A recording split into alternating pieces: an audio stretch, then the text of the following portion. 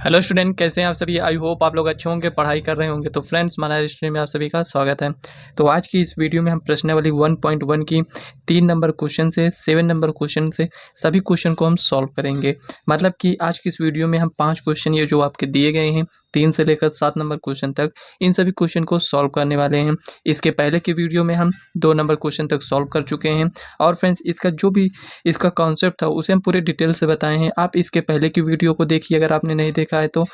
अगर आपने देख लिया है तो आज के इस वीडियो में हम ये सभी क्वेश्चन को कंप्लीट करेंगे।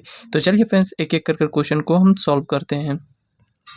तो यहाँ पर देखिए हम क्वेश्चन को पढ़ लेते हैं। इसमें दिया गया है अभाज्य गुणनखंडन विधि द्वारा निम्नलिखित पूर्णांकों के एचसीएफ और एलसीएम ज्ञात कीजिए। तो देखिए फ्रेंड्स, हमें अभाज्य गुणनखंड विधि से हमें एचसीएफ और एलसीएम को ज्ञात करना है। तो देखिए फ्रेंड्स, जिस विधि से कह रहा है उसी विधि से हमें ज्ञात करना होता है। तो एक एक क्वेश्चन चलिए इसको हम सॉल्व करते हैं। तो यहाँ पर देखिए 3 संख्याएं दिया गया है। तो यहाँ पर 12, 15 और 21। तो इसका हमें क्या ज्ञात करना है, एलसीएम तथा एचसीएफ, ये हमें ज्ञात करना है। तो चलिए इसको हम सॉल्व करते हैं। तो यहाँ पर लिखेंगे सॉल्यूशन। देखिए 12 को हम कैसे लिख सकते हैं, तो आप कहेंगे 12 को हम 2 गुणे 3 कुछ इस टाइप से लिख सकते हैं। 15 को कैसे लिख सकते हैं, तो यहाँ पर हम लिखेंगे 3 गुणे 5। और इधर 21 को हम लिखेंगे 3 गुणे 7। कुछ इस टाइप से आप लिखेंगे। देखिए अगर आपको नहीं समझ में आ रहा है 12 का कैसे यहाँ पर अभाज्य गुणनखंड किए हैं, तो आप ऐसे भी कर सकते हैं। 2 से 6, 2 से 3 और ये 3 से एक बार में, ये कुछ इस टाइप से आप इसको ऐसे लिख सकते हैं। लेकिन छोटी संख्या है तो आप डायरेक्ट कर लीजिए, आपका टाइम यहाँ पर बच सकता है। तो इसको नहीं लिखना है, ठीक है ना। तो चलिए आगे इसको हम सॉल्व करते हैं। तो यहाँ पर ये इतना आया है। अब हमें यहाँ पर एलसीएम ज्ञात करना है, एलसीएम और एचसीएफ। देखिए एलसीएम हम कैसे ज्ञात करेंगे, यहाँ पर 2 की पावर 2 है, मतलब कि हम सबसे बड़ी पावर देखेंगे। 2 की पावर 2 इंटू 3 हम कुछ इस टाइप से लिख सकते हैं। तो यहाँ पर देखिए पहले 2 है, 3, 5, 7, मतलब यही सब संख्याएं इसमें आपको दिख रहा है। तो 2 की पावर कितना है, 2 है, तो 2 की पावर 2 लिख लेंगे।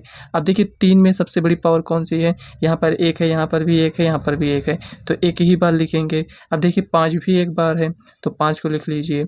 इंटू 7 भी एक बार है, तो यहाँ पर इसको गुणा कर लीजिए। तो यहाँ पर देखिए 2 दूनी 4, या ऐसे डायरेक्ट गुणा कर लीजिए। तो 2 से गुणा करेंगे, मतलब इसको 2 बार लिखेंगे तो 4 हो जाएगा।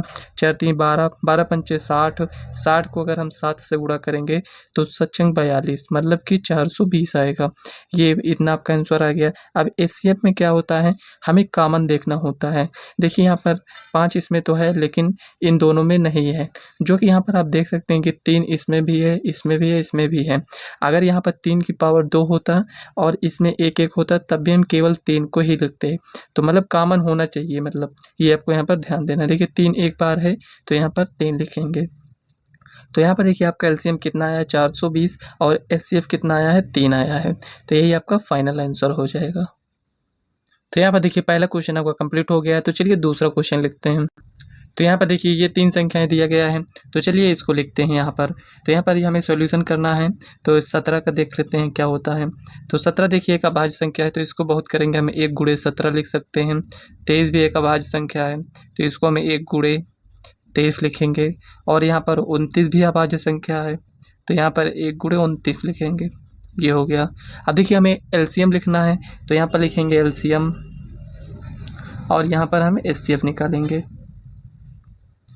तो यहाँ पे देखिए एलसीएम क्या हो जाएगा, 17, 23, 29 को आपको गुणा करना है। तो 17 गुणे 23 गुणे 29 ये हो जाएगा। और यहाँ पर एचसीएफ कितना हो जाएगा, इसमें कॉमन क्या है, 1 सब में है ना, तो ये आपका 1 यहाँ पर ये एचसीएफ हो जाएगा।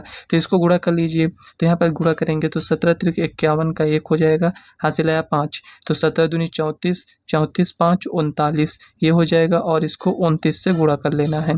तो चलिए यहाँ पर 29 से इसको हम गुणा करते हैं, साइड में ही गुणा कर लेते हैं। यहाँ पर लिखेंगे 391 29। देखिए 9 9 9 81 का 1 हासिल आया 8, 9 त्रिक 27, 3 30 5 35, और यहाँ पर एक बार में जाएगा।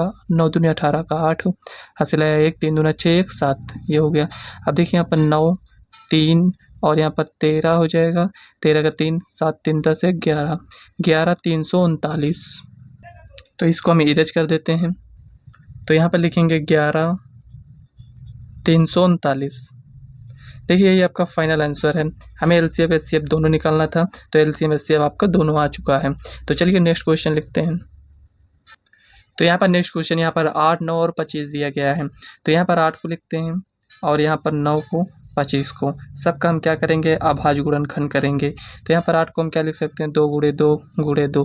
देखिए फ्रेंड्स, अगर आपको ऐसे नहीं समझ में आ रहा है तो यहाँ पर आप एलसीएम ले सकते हैं, लेकिन छोटी छोटी संख्या दिया गया है तो क्यों आप अपना टाइम वेस्ट करेंगे। तो यहाँ पर लिखेंगे 3 गुणे 3, ये हो गया। 25 को क्या लिखेंगे, 5 गुणे 5। ये बड़ी संख्या दी गई हो तो उसको आप साइड में लिख सकते हैं। तो यहाँ पर देखिए इसका भाज्य गुणनखंड इतना आया, 9 का इतना और 25 का यहाँ पर इतना आया है। तो यहाँ पर हमें एलसीएम लिखना है, एचसीएफ। देखिए बहुत सारे स्टूडेंट यहीं पर मिस्टेक करते हैं कि एलसीएम वो सही से लिख नहीं पाते हैं। तो यहाँ पर आपको थोड़ा सा ध्यान देना है कि यहाँ पर हम कैसे लिख रहे हैं। देखिए यहाँ पर 2 की पावर कितना है, 3 है। 2 की पावर कितना है, 3 है। और यहाँ पर कहीं पर दिख रहा है, नहीं दिख रहा है, उससे मतलब नहीं है, किसी एक में तो है ना 2 की पावर 3 है। अगर यहाँ पर 2 की पावर 4 होता, ऐसे एग्जांपल समझ लीजिए, 2 की पावर 4 होता तो 2 की पावर 3 को नहीं लिखते, 2 की पावर 4 को ही लिखते। तो यहाँ पर लिखेंगे 2 की पावर 3 इंटू, अब देखिए 3 की पावर 2 है तो यहाँ पर 3 की पावर 2 को लिखेंगे। और यहाँ पर देखिए 5 की पावर कितना है, 2, मतलब यहाँ पर 2 बार है ना, तो 2 इक्वल टू, अब देखिए यहाँ पर इसको हम गुणा करेंगे तो कितना आएगा, 8 आएगा। और इसको गुणा करेंगे तो यहाँ पर 9 आएगा। और यहाँ पर इसको गुणा करेंगे तो 25। तो इसको गुणा कर लीजिए साइड में। तो देखिए 8 9 72, 72 हो जाएगा। और यहाँ पर ये 25 हो जाएगा। तो यहाँ पर हम साइड में इसको लिख लेते हैं। देखिए 25 दूनी 50 का 0, हासिल आया 5। और यहाँ पर 25 सत्ते 175, और यहाँ पर हो जाएगा 175, 5 180 हो जाएगा। एक बार और गुणा कर लेते हैं, क्या पता कहीं मिस्टेक हो। 25 दूनी 50 का यहाँ पर 0 हो जाएगा, हासिल आया 5। और यहाँ पर 25 सत्ते 175, 5 180, ये हो गया। एचसीएफ कितना आएगा आपका। तो यहाँ पर देखिए एचसीएफ यहाँ पर 2 यहाँ पर दिया गया है, यहाँ पर 3, यहाँ पर 5।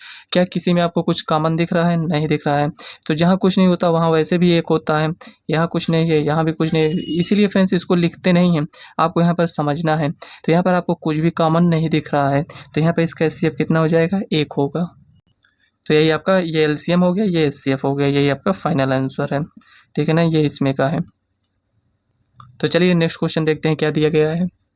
तो यहाँ पर देखिए चौथा क्वेश्चन दिया गया है, कह रहा है एचसीएफ, मतलब इन दोनों संख्याओं का एचसीएफ लिए हैं तो कितना आया है, 9 आया है। अब एलसीएम हमें इन दोनों संख्याओं का ज्ञात करना है। तो देखिए फ्रेंड्स, आपको एक फार्मूला बताए थे, क्या वो फार्मूला आपको याद है। उसी फार्मूले को यहाँ पर हम अप्लाई करेंगे। तो चलिए इसको हम सॉल्व करते हैं। तो यहाँ पर देखिए चौथा क्वेश्चन यहाँ पर नोट कर लिए हैं। यहाँ पर एचसीएफ दिया गया। देखिए क्वेश्चन आप तभी सॉल्व कर पाएंगे जब आप क्वेश्चन को पढ़कर समझ जाएंगे, तभी सॉल्व कर पाएंगे। तो यहाँ पर कह रहा है इस संख्या और इस संख्या के जब आप एचसीएफ निकाले हैं तो यहाँ पर कितना आया है, 9 आया है। अब इन दोनों संख्याओं का हमें एलसीएम ज्ञात करना है। तो यहाँ पर ये जो दोनों संख्या दिया गया है, तो क्या हम इसको इस तरह लिखकर नहीं ज्ञात कर सकते, 306 और 657, इस टाइप से भी तो ज्ञात कर सकते हैं, इस टाइप से भी आपका आंसर आ जाएगा। लेकिन अगर हमें इसी टाइप से ज्ञात करना होता तो ये क्यों दिया गया है, ये भी आप सोचिए। तो इसीलिए फ्रेंड्स, अगर ये दिया गया है तो हमें फार्मूला लगाना होगा, तो ये आपको समझना पड़ेगा। यहाँ पर अगर क्वेश्चन में कुछ दिया गया है तो समझ लीजिए उसका यूज हमें करना ही है।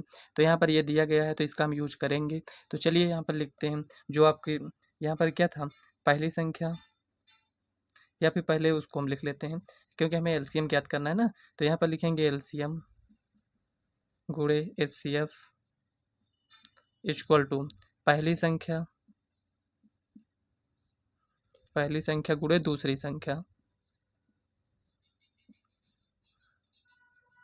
संख्या, आगे यहाँ पर लिखा है संख्या, ठीक है ना। यहाँ पर 1 मिनट, अब दिख रहा होगा, ये हो गया, ठीक है ना। अब देखिए हमें एलसीएम ज्ञात करना है, तो एलसीएम को रोकेंगे, एचसीएफ को बटे में लेकर आएंगे। तो यहाँ पर लिखेंगे एलसीएम इक्वल टू, देखिए पहली संख्या क्या है यहाँ पर, चाहे इसको पहले मानिए या इसको, ठीक है ना, जैसे इसमें दिया गया उसी तरह हम लिख लेते हैं। तो लिखेंगे 306 इंटू, यहाँ पर कितना है, 657। अब देखिए हम आपसे क्या बोले हैं, एचसीएफ को इधर लेकर आएंगे क्योंकि हमें एलसीएम ज्ञात करना है। तो एचसीएफ यहाँ पर कितना दिया गया है, 9 दिया गया है, ये हो गया। अब इसी को सॉल्व कर लीजिए, समझ लीजिए आपका एलसीएम का मान आ चुका है। तो चलिए सॉल्व करते हैं। तो यहाँ पर 9 3 27, इसको इससे कैंसिल कर देते हैं। 9 3 27, 3 6, मतलब 9 चौक 36। अब देखिए यहाँ पर इसको हम ऐसे गुणा कर लेते हैं। तो यहाँ पर लिखेंगे 34 गुणे 657 ये हो गया। अब इन दोनों को गुणा कर लीजिए। तो यहाँ पर देखिए अगर आप ऐसे गुणा करना चाहते हैं डायरेक्ट तो डायरेक्ट भी गुणा कर सकते हैं। अगर आप यहाँ पर कुछ इस टाइप से गुणा करना चाहते हैं तो इस टाइप से भी गुणा कर सकते हैं। तो यहाँ पर देखिए थोड़ा देखिए यहाँ पर ये जो 34 लिखा है हम इसे 17 गुणे 2 लिख सकते हैं गुणे 657। अगर हम कॉपी में कहीं इधर उधर नहीं लिखना चाहते हैं तो आप ऐसे इसको लिख दीजिए। आप 17 का टेबल इसमें आप गुणा कर दीजिए तो 17 और ये 657 लिखा है। 17 सत्ते 119, 119 का यहाँ पर 9 लिखेंगे, हासिल हो जाएगा 11। ये हो गया 17 पचे 85, 10 95, 1 96 का 6 हो जाएगा, हासिल आया 9। ठीक है, ये हो गया। अब 17 छक्का 102, 102 में हम 9 को ऐड करेंगे तो 9 2 11 मतलब कि 111 हो जाएगा। 111 हो गया, ये हो गया। अब देखिए 2 से हमें और गुणा करना है तो 2 लिख दीजिए। उसके बाद अब इसमें आप गुणा कर लीजिए। 2 9 18 का 8 और यहाँ पर 2 छंग 12, 1 13 का 3, 2 एकम 2 1 3 और यहाँ पर इसको गुणा करेंगे तो ये इतना आएगा। तो यहाँ पर देखिए फ्रेंड्स ये आपके ऊपर है कि आप गुणा कैसे करते हैं। यहाँ पर ये इस टाइप से लिखा था तो आप ऐसे भी गुणा कर लीजिए। जैसे आपको ईजी लगे आप वैसे इसको गुणा कर लीजिए। कुल मिलाकर आपका आंसर सही आना चाहिए बस। तो यहाँ पर ये आपका फाइनल आंसर है। एलसीएम कितना आया 22,338। तो चलिए नेक्स्ट क्वेश्चन देखते हैं क्या दिया गया है। तो यहाँ पर देखिए फ्रेंड्स ये जो आपकी पांचवा क्वेश्चन इसमें दिया गया है, इसमें कह रहा है जांच कीजिए क्या किसी प्राकृत संख्या n के लिए मतलब ये n क्या है एक प्राकृत संख्या है के लिए संख्या 6 की पावर n अंक शून्य पर समाप्त हो सकती है। तो देखिए फ्रेंड्स जितना क्वेश्चन ये पढ़कर आपको समझ में आया है इसको अच्छे से पढ़ लीजिए, उसके बाद इसको हम पूरे डिटेल से समझते हैं क्योंकि फ्रेंड्स ये क्वेश्चन आपके एग्जाम में कई बार आ चुका है। देखिए फ्रेंड्स क्वेश्चन में क्या कह रहा है इसको थोड़ा-सा हम बाद में समझ लेते हैं। यहाँ पर पहले हम ये देखते हैं जैसे मान लेते हैं कि यहाँ पर ये 27 है, ठीक है? थोड़ा हटकर यहाँ पर हम देखेंगे एग्जाम्पल ताकि वो क्वेश्चन हमें अच्छे से समझ में आ जाए। ये 27 है और इसको हम कह रहे हैं कि ये 3 से विभाज्य है। 27 क्या है? 3 से विभाज्य है। चेक कर लेते हैं 3 9 27 आ गया। अब देखिए फ्रेंड्स 3 से विभाज्य होने का मतलब क्या आया? समझ में आया आपको? नहीं समझ में आया होगा। 27 मतलब कि यहाँ पर ये जो 3 से विभाज्य होने का मतलब ये हुआ कि जो 27 है ये इसके यहाँ पर ये जो 3 है इसके गुणज में रहा होगा तभी ये विभाज्य हुआ होगा। ये जो 27 लिखा है इसको हम कैसे लिख सकते हैं? 3 इंटू 3 इंटू 3 कुछ इस टाइप से लिख सकते हैं क्योंकि फ्रेंड्स अगर ये जो 27 है 3 से विभाज्य है इसका मतलब इस संख्या के गुणज में ये 3 ये देखिए यहाँ पर मतलब कि ऐसा नहीं कि 3 ही बार हो, कोई और संख्या दूसरा आप ले लीजिए उसमें मतलब एक बार मतलब कम से कम एक बार तो होगा ही अगर वो गुणज अगर उस संख्या से वो डिवाइड हो रहा है तो। मान लेते हैं यहाँ पर 8 है और यहाँ पर हम आपसे कह रहे हैं कि ये 3 से डिवाइड हो जाएगा। हम कह रहे हैं आपसे 3 से ये डिवाइड हो जाएगा। चलिए चेक कर लेते हैं 2 इंटू 2 इंटू 2। अब देखिए यहाँ पर 3 है, इसमें 3 आया, नहीं आया। इसका मतलब कि ये संख्या जो 8 दिया गया है ये 3 से डिवाइड नहीं होगा। अगर यहाँ पर 3 होता तो समझ लीजिए 3 से डिवाइड हो जाता। चलिए गुणा कर कर देखते हैं। 2 4 4 दूनी 8 तिक 24 मतलब कि अगर यहाँ पर 24 होता तो ये 3 से डिवाइड हो जाता। समझ में आया यहाँ पर कि मतलब कि अगर कोई भी संख्या किसी भी संख्या से अगर डिवाइड हो रही है तो वो उसके गुणज में होगा तभी डिवाइड होगा। देखिए यहाँ पर गुणज में आ गया ये डिवाइड हो गया था 3 से, नहीं था तो नहीं हो रहा था। समझ में आया? यही क्वेश्चन में भी कह रहा है। क्वेश्चन में कह रहा है कि मतलब कि जो 6 की पावर n है वो क्या कभी शून्य पर समाप्त हो सकती है? मतलब कि जैसे शून्य यहाँ पर 50 हो गया, यहाँ पर 60 हो गया, 600 हो गया, कुछ इस टाइप से है। तो यहाँ पर देखिए शून्य पर अब देखिए शून्य पर समाप्त होने का मतलब क्या हुआ? तो यहाँ पर ये थोड़ी बड़ी संख्या है तो यहाँ पर हम 10 से चेक कर लेते हैं। तो यहाँ पर शून्य पर समाप्त हुआ है इसका मतलब इसको हम 2 गुणे 5 लिख सकते हैं। अब देखिए फ्रेंड्स यहाँ पर 5 आया है। कोई भी संख्या आप देख लीजिए अगर उसके लास्ट में शून्य है तो वो 5 का गुणज होगा। मतलब कि वो संख्या 5 से डिवाइड भी हो जाएगा अगर 5 से गुणज है तो। तो यहाँ पर यही क्वेश्चन में कह रहा है कि मतलब अगर शून्य आएगा, अगर यहाँ पर शून्य आता है तभी फ्रेंड्स यहाँ पर ये जो 6 की पावर n दिया गया है तो ये यहाँ पर 0 से ही समाप्त होगा। लेकिन फ्रेंड्स यहाँ पर 5 आना चाहिए। अब देखिए क्वेश्चन में आते हैं। क्वेश्चन में कह रहा है 6 की पावर n जो है, n क्या है? एक प्राकृत संख्या है, मतलब n बिलोंग्स टू n है। n क्या है? एक प्राकृत संख्या से संबंधित है। अब यहाँ पर 6 की पावर n है, अगर हम यहाँ पर n का मान क्या है? यहाँ पर 1 2 3 मतलब कुछ भी रख सकते हैं यहाँ पर ऐसे इस टाइप से। तो यहाँ पर 6 की पावर यहाँ पर अगर हम n का मान 1 रखते हैं तो यहाँ पर ये हमें क्या देगा? 6 देगा। ठीक है, 2 रख लेते हैं तो 6 की पावर 2 इंटू यहाँ पर कितना हो जाएगा 36 हो जाएगा। 6 की पावर 3 रखते हैं तो यहाँ पर ये 36 को 6 से और गुणा कर दीजिए तो 6 छंग 36 मतलब 216 हो जाएगा। ये इतना हो जाएगा। अब यहाँ पर देखिए कहीं पर क्या ये शून्य आ रहा है, नहीं आ रहा है। तो वही क्वेश्चन में आपसे पूछ रहा है कि 6 की पावर n जो है, n का हम कौन सा ऐसे वैल्यू रखें कि यहाँ पर ये कभी क्या यहाँ पर ये मतलब 0 आ सकता है, यहाँ पर ये इस जगह पर क्या कभी ये शून्य से समाप्त होगा कि नहीं होगा, ये आपको इसमें बताना है। तो इसको हम कैसे चेक करेंगे इसको समझ लेते हैं। देखिए अभी हम आपको क्या बताए थे कि मतलब अगर यहाँ पर शून्य आएगा तो उसमें 5 होगा, ये 5 होगा इस टाइप से। तो चेक कर लेते हैं 6 में है या नहीं। तो फ्रेंड्स यहाँ पर हम 6 को क्या लिख सकते हैं, तो आप कहेंगे 2 गुणे 3 लिख सकते हैं। क्या लिख सकते हैं, 2 गुणे 3 की पावर में n। अब यहाँ पर आप ही चेक कर कर इसमें बताइए कि यहाँ पर ये 2 गुणे 3 लिखे हैं तो क्या इसमें 5 आया है, नहीं आया है। इसका मतलब कि ये अगर हम कोई भी वैल्यू n का मतलब चाहे जो आप मान रखेंगे ये इसमें कभी भी 0 नहीं आएगा लास्ट में, यहाँ पर इस जगह पर कभी भी 0 नहीं आएगा। तो इसमें आपको यही लिखना था। अगर आप क्वेश्चन को अच्छे से समझ में गए होंगे तो आप इसमें लिख भी सकते हैं। क्या लिखना है तो चलिए बताते हैं। तो यहाँ पर हम लिखेंगे यदि कोई भी संख्या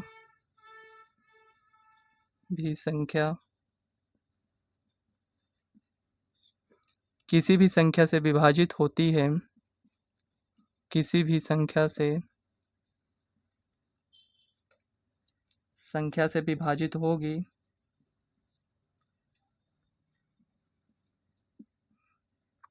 विभाजित होगी तो वह निश्चित रूप से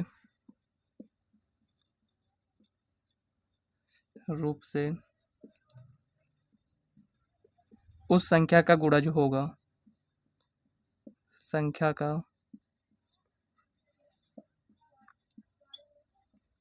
गुणज होगा। ये हो गया। अब यहाँ पर कह रहा है 0, तो यहाँ पर 0 में यहाँ पर कुछ इस टाइप से आपको यहाँ पर लिख देना है 6 की पावर n, और n बिलोंग्स टू क्या है, n है, ठीक है ना। n प्राकृत संख्या है। अगर ऐसे नहीं समझ में आ रहा है तो ऐसे मत लिखिए, यहाँ पर लिख दीजिए n इक्वल टू प्राकृत संख्या, प्राकृत संख्या। ये हो गया। यहाँ पर प्राकृत संख्या, यहाँ पर 1 2 3 कुछ इस टाइप से डॉट डॉट। अब देखिए यहाँ पर 6 की पावर n को हम कैसे लिख सकते हैं, 2 इंटू 3 की पावर में n। यहाँ पर ये हो गया। अब यहाँ पर लिखेंगे इस संख्या में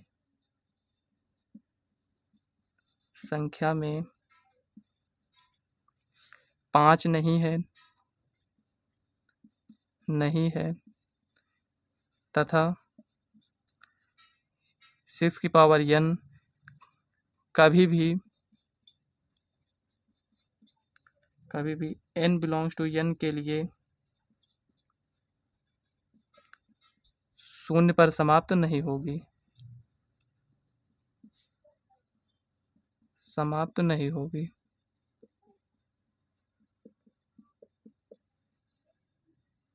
तो यहाँ पर देखिए फ्रेंड्स ये क्वेश्चन आपका कंप्लीट हो चुका है। तो चलिए नेक्स्ट क्वेश्चन देखते हैं उसमें क्या दिया गया है। तो यहाँ पर देखिए ये 6 नंबर क्वेश्चन इसमें दिया गया है। व्याख्या कीजिए कि यहाँ पर इतना और यहाँ पर ये जो दिया गया है भाज्य संख्याएं क्यों हैं। मतलब यहाँ पे आपसे क्वेश्चन पूछ रहा है कि ये भाज्य संख्याएं क्यों हैं, तो इसमें आपको चेक कर कर बताना होगा। तो चलिए इसको हम सॉल्व करते हैं। तो यहाँ पर देखिए ये क्वेश्चन नंबर आपका यहाँ पर दिया गया है, 1 मिनट, ये 6 नंबर है, ठीक है ना। यहाँ पर देखिए 7 गुणे 11 गुणे 13 प्लस 13, यहाँ पर इसको हमें चेक कर कर बताना है कि ये भाज्य संख्या है या नहीं। तो यहाँ पर वही आपसे पूछ रहा है भाज्य संख्या क्यों है, तो यहाँ पर आपको सॉल्यूशन लिखना है और यहाँ पर आपको थोड़ा सा सॉल्व करना है इसको। देखिए यहाँ पर 7 गुणे 11 गुणे 13 प्लस 13 लिखा है, तो इसको कैसे हम सॉल्व करेंगे। तो यहाँ पर देखिए 13 इसमें भी है 13 इसमें भी है, तो इसको हम क्या करेंगे, कॉमन लेंगे। ये हो गया 7 गुणे 11, ये हो गया प्लस, अब देखिए 13 तो कॉमन ले चुके हैं तो यहाँ पर 1 लिखेंगे। ये हो गया। अब इसको आगे सॉल्व करिए यहाँ पर, तो यहाँ पर लिखेंगे 13, 11 सत्ते 77 प्लस 1, ये हो गया इक्वल टू 13 गुणे, अब यहाँ पर 77 1 कितना हो जाएगा 78, ये हो गया इक्वल टू, देखिए 13 को इससे हम गुणा करते हैं, 13 अट्ठे 104, तो यहाँ पर 13 अट्ठे कितना हो जाएगा 104 का यहाँ पर 4 लिख देते हैं और यहाँ पर कितना बचेगा 10, तो 13 सत्ते 91 10, यहाँ पर इसको ऐड करेंगे तो 91 10 101। तो यहाँ पर देखिए आपको देखकर ये क्या लग रहा है, ये भाज्य संख्या ही तो है। तो यहाँ पर 10 और 14, तो यहाँ पर लिखेंगे जो कि एक भाज्य संख्या है।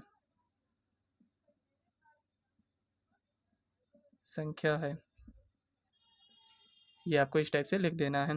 तो चलिए आगे सॉल्व करते हैं यहाँ पर दूसरा क्वेश्चन।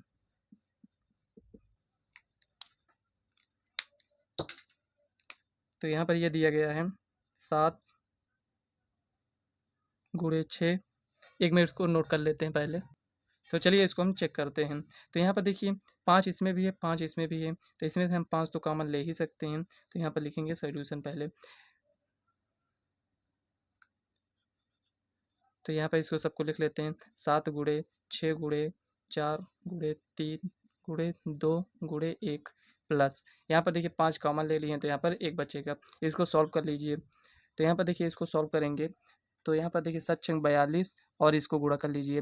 2×3 = 6, 6×4 = 24, ये हो गया 24 और यहाँ पर 42, 42 और यहाँ पर 24 +1, ये हो गया। अब इसको गुणा कर लीजिए। देखिए 24×2 = 48 का 8 हो जाएगा, हासिल आया 4 और 24×4 = 96, 96 में 4 को ऐड करेंगे तो 100, तो यहाँ पर 100 हो जाएगा +1, ये हो गया। तो इसमें 1 को ऐड कर दीजिए, तो यहाँ पर ये कुल मिलाकर 0 0, यहाँ पर ये 9 हो जाएगा। ये इतना हो गया, इससे गुणा कर लीजिए। 5×9 = 45, तो यहाँ पर 45 का 5 हो जाएगा, यहाँ पर लिखेंगे 4 और ये 10 है तो 10 लिख दीजिए। ये मतलब इसको इससे गुणा करेंगे तो 0 आएगा, 5 को 1 से तो 5, तो यहाँ पर कितना आया 10×45। तो 10×45 आपको देखकर क्या लग रहा है, जो कि क्या है, एक भाज्य संख्या है, जो कि एक भाज्य संख्या है।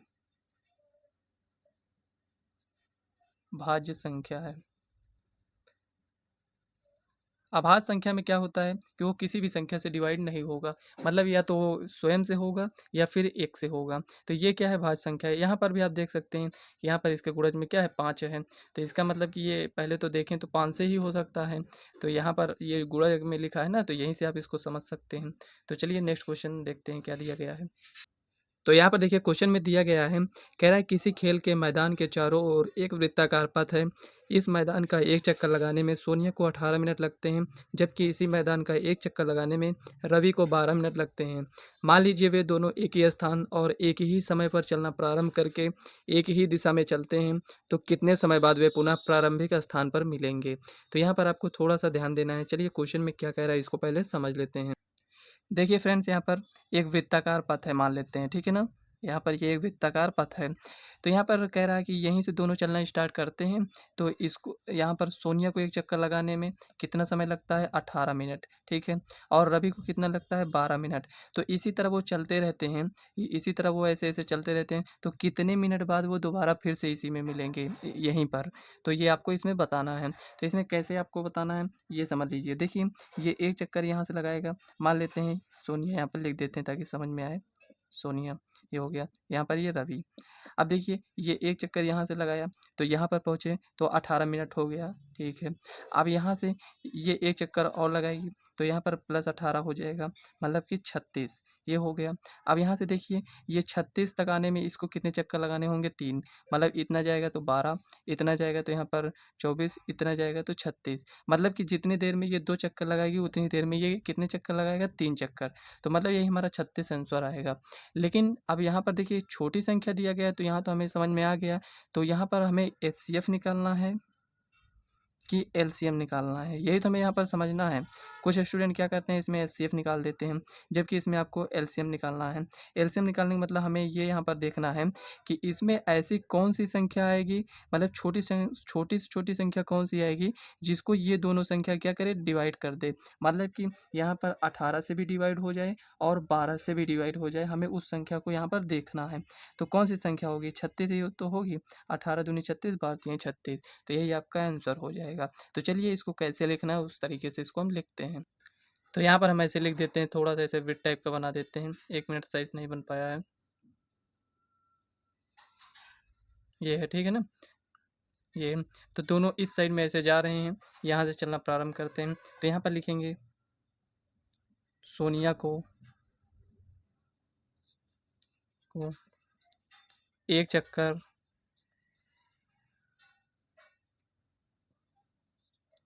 पूरा करने में लगा समय,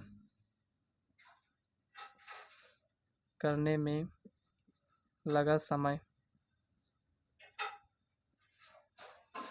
कितना हो जाएगा 18 मिनट। ये हो गया। अब देखिए यहाँ पर रवि को कितना लगा है समय, यहाँ पर 12 मिनट। ये हो गया। इन दोनों का हम एलसीएम निकालेंगे तो यहाँ पर लिखेंगे 18 12, तो यहाँ पर 2 से 9, यहाँ पर 6, 2 से तो यहाँ पर 9, यहाँ पर 3, 3 से डिवाइड करेंगे तो 3, ये एक बार में 3 से ये 1 1, देखिए 2 दूनी 4, 3 बार 3 36, तो हमें कितना मिला है यहाँ पर, तो यहाँ पर लिखेंगे 2 गुणे 2 गुणे 3 गुणे 3 इक्वल टू यहाँ पर 36, तो यहाँ पर लिखेंगे 36 मिनट। दोनों को यहाँ पर देखिए, यहाँ से चलना स्टार्ट करते हैं, उसके बाद ये एक चक्कर पूरा करता है 2 3, मतलब यही आपसे पूछ रहा है कि कितने मिनट बाद दोनों यहाँ पर दोबारा मिलेंगे, तो यहाँ पर 36 मिनट में, 36 मिनट बाद यहाँ पर ये दोबारा मिलेंगे यहीं पर, इसके पहले नहीं मिलेंगे। तो यहाँ पर आपको समझ में आ गया होगा ना, अगर 2 चक्कर लगाएंगे तो कोई यहाँ पर होगा, कोई यहाँ पर होगा, लेकिन जैसे 36 मिनट होगा तो दोबारा पुनः यहाँ पर ये दोनों एक ही यहाँ पर यहीं पर मिलेंगे बिंदु पर। तो चलिए फ्रेंड्स, ये क्वेश्चन आपका कंप्लीट हो गया है। अगर कोई भी डाउट इसमें है तो कमेंट कर पूछ सकते हैं। वैसे फ्रेंड्स, जितना कुछ बताना था यहाँ पर हम आपको बता चुके हैं, फिर भी अगर कोई भी डाउट होता है तो आप कमेंट कर पूछ सकते हैं। तो देखिए फ्रेंड्स, ये 7 क्वेश्चन इसमें थे, तो ये पूरा हो चुके हैं, आपके कंप्लीट कर दिया है। तो इसके बाद फ्रेंड्स, जो आपकी प्रश्नावली है उसे हम नेक्स्ट वीडियो में सॉल्व करेंगे। सबसे पहले उसका हम बेसिक कंप्लीट करेंगे, उसके बाद हम प्रश्नावली को सॉल्व करेंगे। तो फ्रेंड्स, आज की वीडियो कैसी लगी कमेंट बॉक्स में ज़रूर बताइएगा। वीडियो पसंद आए तो वीडियो को लाइक व चैनल को सब्सक्राइब कर लीजिएगा, ताकि आने वाले वीडियो का नोटिफिकेशन आप तक सबसे पहले पहुँचे। तो चलिए फ्रेंड्स, मिलते हैं नेक्स्ट वीडियो में, तब तक के लिए बाय।